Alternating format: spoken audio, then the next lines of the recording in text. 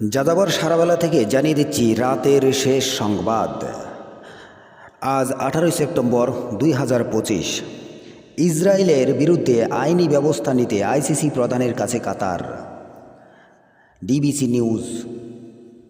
ট্রাম্পের সঙ্গে কোনো সম্পর্ক নেই, তিনি বিশ্বের সম্রাট নন, লোলা দা সিলভা। দৈনিক ইত্তেফাক। আওয়ামী লীগকে ফেরাতে ভারত সেকেন্ড প্রকল্প চালু করেছে, ফারুক হাসান। বাংলাদেশ টাইমস।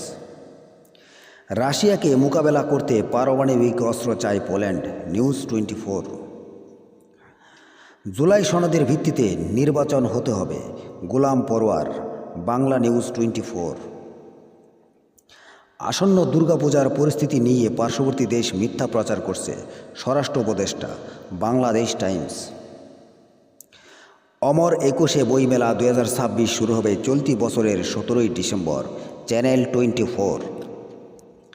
আর্জেন্টিনাকে সরিয়ে 11 বছর পর শীর্ষে স্পেন, ইনকিলাব। তারেক রহমান খুব শিগগিরই দেশে ফিরবেন, মির্জা ফখরুল, বাংলাদেশ টাইমস। সীমান্ত হত্যা, বিজেপিতে চাকরি পেলেন সেই ফেলানির ছোট ভাই, চ্যানেল 24।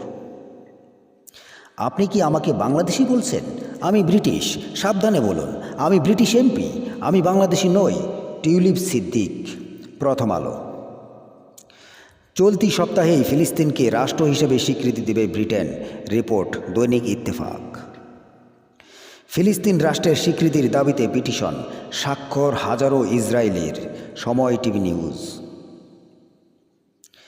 মার্কিন বিমান বাহিনী নিয়ে ছড়ানো ভারতীয় গুজব নস্যাৎ করে দিল আইএসপিআর, ইনকিলাব।